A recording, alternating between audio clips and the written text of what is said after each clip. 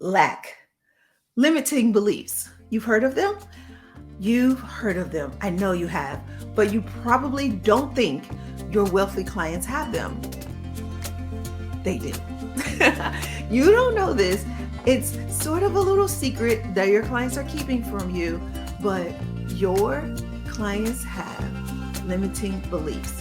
And even though they hide them from you, it doesn't mean they're gone away. So let's talk about lack-based emotions. That's what we call them here at Presidential Lifestyle. You've probably heard of them referred to a little differently out in the world, like limiting beliefs and things like that. And you probably think that if you're already wealthy, you've already accumulated money, then you don't have lack-based emotions, because there's this idea that society has put out that money is all you need, and it's just not true. I'm going to tell you all about the 4 most common lack-based emotions that your clients are experiencing, so that you can be aware of them and you can tell when your clients are going through them. It's not so that you can change them, right? You can get them to stop feeling. That's not what this is about. You just need to know when they are getting in the way.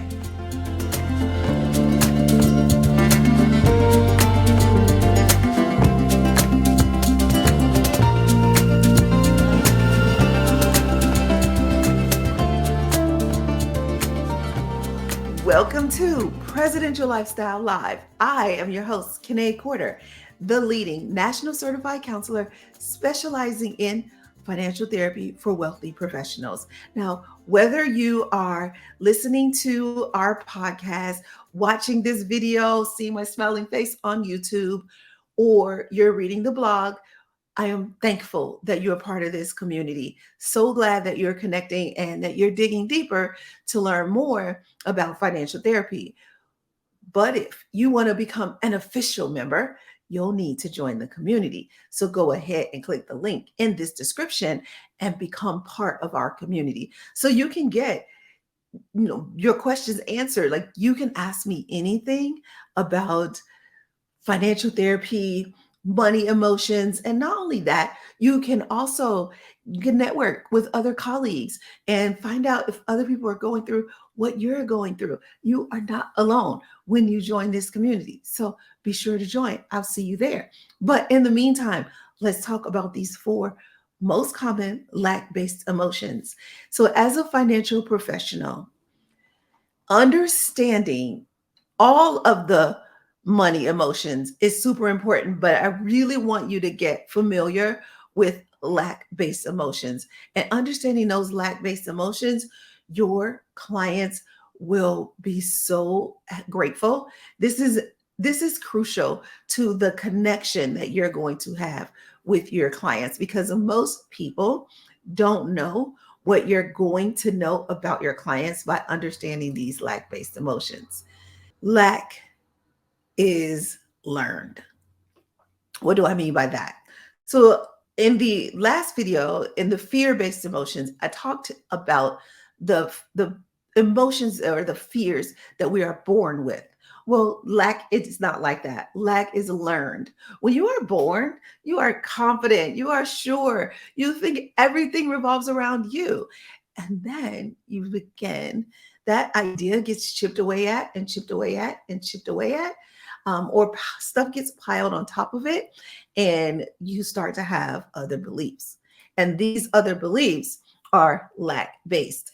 And the 4 most common, and the reason why I want to focus on these 4, because the other ones will kind of either stem from this or somehow be related to this. So if you've got these 4 down, then you'll be able to connect with your clients on whatever they are going through when it comes to lack based emotions. Let's start with number 1. Now, you may remember, if you did watch the last video on the 4, where I talked about all 4 of the different emotions. Now, I'll just give them to you again. It is fear based, lack based, lust based, and lonely based emotions. If you didn't watch that video, I'll put a link to it in this description, so you can go and watch it because it's important to see it overall and then to see each one broke down. See the fear, watch the fear based video as well. And so, breaking down these lack based emotions, the first one is inadequate or not good enough. Let's go deeper. What does this mean? So your clients have money. They got that part down. And they thought that getting money was going to do it for them because between 0 and 7 years old, their parent, their caretaker, might have been neglecting them. Now, I'm not saying they purposely neglected them. Maybe they thought in their mind that they were going to go out and build a business or go out and have a job that was going to allow them to build wealth for their child or children, their family. And because of that, they spent a lot of time out of the home. Well, this makes a child feel not good enough. Why does my parent not want to be around me? They don't know. That's their interpretation. They don't know that the parent really does want to be around them. They just want to first build a education and, maybe just a nest egg for them. And so that's where their priority lies.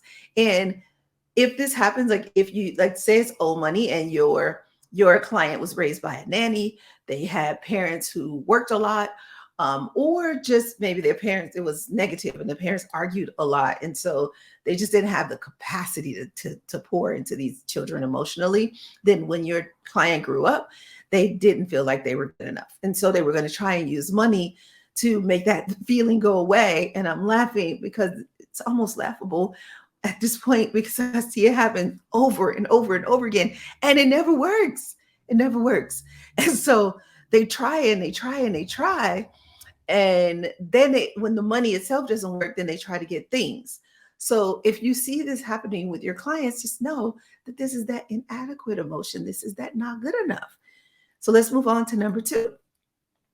Need to do more or not working hard enough. However you want to say that. But society has programmed us to believe that hard work is the key to success. I don't know why, but that's what society says. But how many hardworking, broke people do you know? Poor people. Hard work does not equate to wealth. Hard work does not equate to success. The two are unrelated. You can work hard if you choose to, but it has nothing to do with whether you'll end up wealthy or not.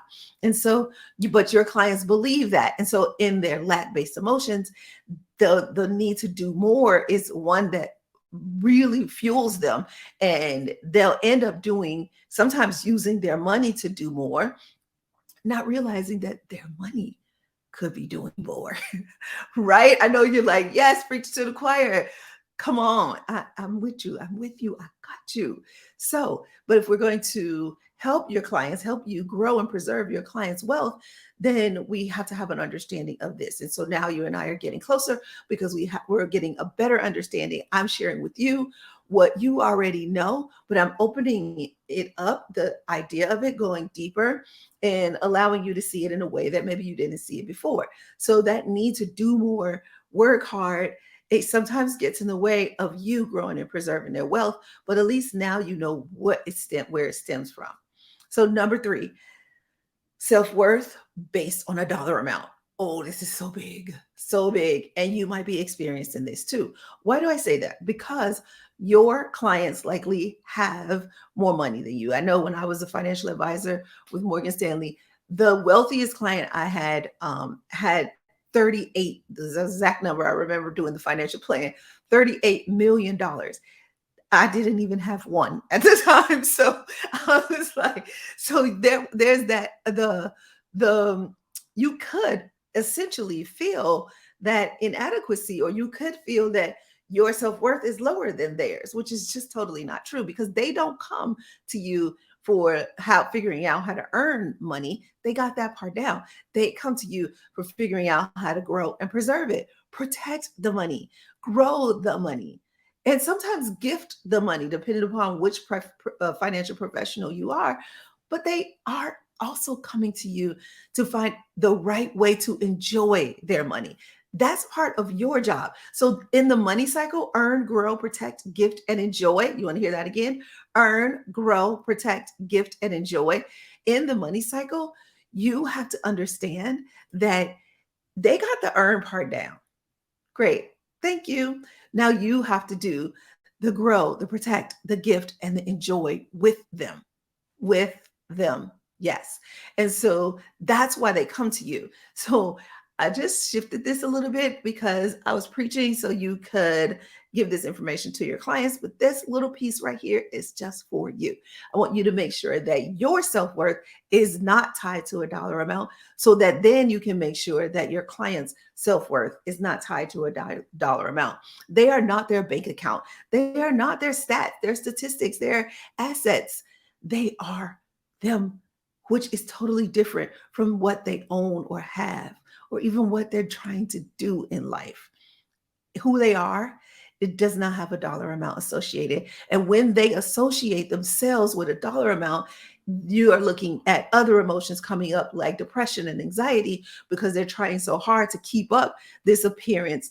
If the market goes down, so does their self esteem because their self esteem is tied to that dollar amount.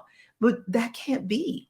They need to see themselves for who they are and they need to see their bank account separately because it will fall on you if they do. If the counts do fluctuate, you'll see this self-esteem hit, right? But it won't come out the way, it won't come out as low self-esteem. It's going to come out as anger, as defensiveness. It's going to come out as all these secondary emotions. These are the I'm giving you the primary emotions.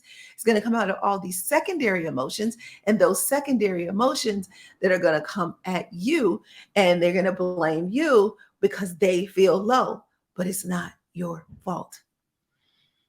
But it is your responsibility to grow and preserve their wealth. So they're going to blame it on you. So I'm giving you this not so that you can then go and shift the blame back to them, but so that you can have some sympathy, some patience with them as they experience this self-worth tied to a dollar amount. Because if they are tying their self-worth to a dollar amount, they do not know how valuable they are. You can tell them I said that when you refer them to me. I'm just saying. So, 4, need more money all the time. Need more money, more time, more energy, more love.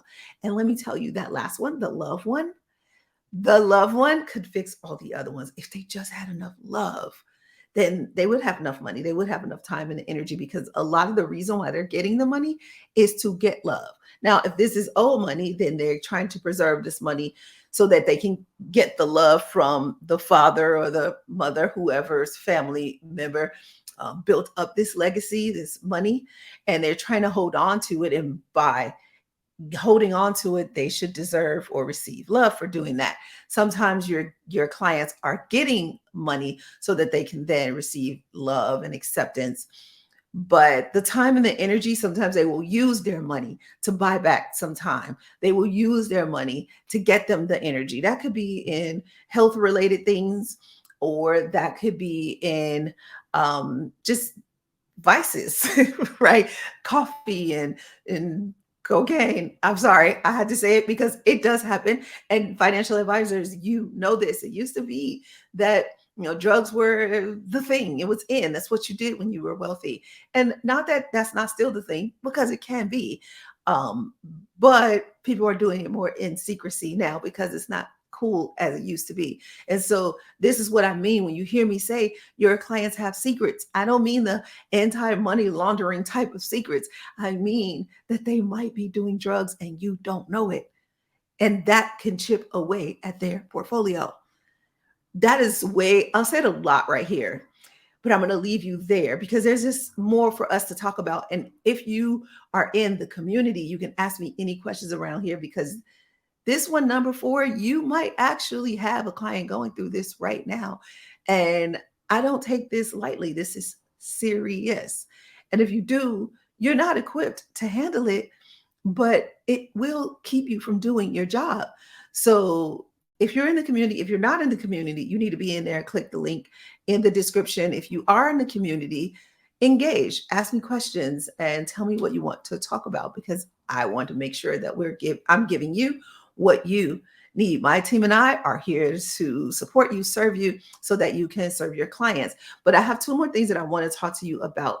And this is going to help you understand the lack emotions a little bit better. And that is old programming. Now, all of these emotions have to do with old programming, but the lack emotions more than any, because of what I said earlier, that you learn lack emotions. So 0 to 7 years old, you you were doing these interpretations. You observed some things happening, you made some interpretations, and over time you decided that this is what love is, this is what money is, this is what health is, this is what work is.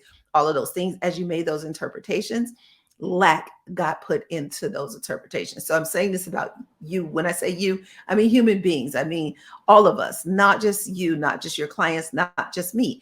All of us, we have all experienced this. These old emotions create this old programming creates emotions inside of us, and those emotions govern us. Very passionate about this conversation, not if you can't tell. So it leads to this external validation and external measurements. And we're going to talk more about those external measurements in the lust-based emotions, because those external measurements can kick in greed. And so that's our next video. So be sure to come back next week for that. But that external measurement is going to keep your clients in this vicious cycle of like just more, more, more. Yeah. Because I don't have enough time. I don't have enough money. I don't have enough love. I don't have enough energy. And as they're always trying to get that, they're going to use their money. Like I said before, here's the last thing I want you to think about. Comparing, complaining, and competing. These three, when you hear these, you're going to just know lack-based emotions. That's what's coming out. This is the easiest way for you to know what you're experiencing. Lack-based emotions, comparing, complaining, and competing. If they are comparing and competing, comparing themselves to others, competing with others, they're going to see themselves as inadequate. That's lack-based emotions. They think they have to do more if they're competing. They think that they are not good enough. You see what I'm saying? And in order for them to feel valuable, they're going to use their money. And that complaining that you hear them do, that in order, that's a void they're feeling. So when they have their complaints, then they feel the voice, they're going to use their money. So here's what I want you to focus on, and that way you can help them focus their focus towards shifting their focus towards what's going well. What's going well. And you might not be an expert at this. You might be a little negative yourself. So practice. In the community, we can practice together. And so focus on what's going well. And I encourage you to do this at least quarterly. Now, some people might want to try and do it monthly. That could be too soon, especially if you're new to this and they're new to this. So quarterly, focus on what's going well. And I know this can be a little scary because the markets won't always be up, right? Sometimes they'll be down. And then you're like, I don't want to focus on what's going well. But this is exactly why you have to focus on what's going well, because of their portfolios won't always be up. You know this, but why do you pretend like this is not a thing? The market fluctuates. Okay, I'm sorry. I'm yelling at you. I don't mean to. Tough love. You know this. It goes up and down. It's going to. So that's why you focus on what's going well, because when the market is down, what else is up? Okay, got it? I'm telling you, this stuff works. Now, if you haven't already, if you like being yelled at, jump in the community. I won't always yell. Sometimes I give you these little warm, tight hugs. But if I have to do a little smack, I do a little smack, tough love, followed up by some gentle love. So join the community. I'm being silly, but that's how we do around here. Let's have some fun. Let's make some money, and let's just enjoy life together, you and I and your clients. So join the community. Click the link in the description of this video. And the more you engage in the community, the more you'll learn. And the more you learn, the more you can share with your clients. So allow me to serve you while you grow and protect your clients' wealth.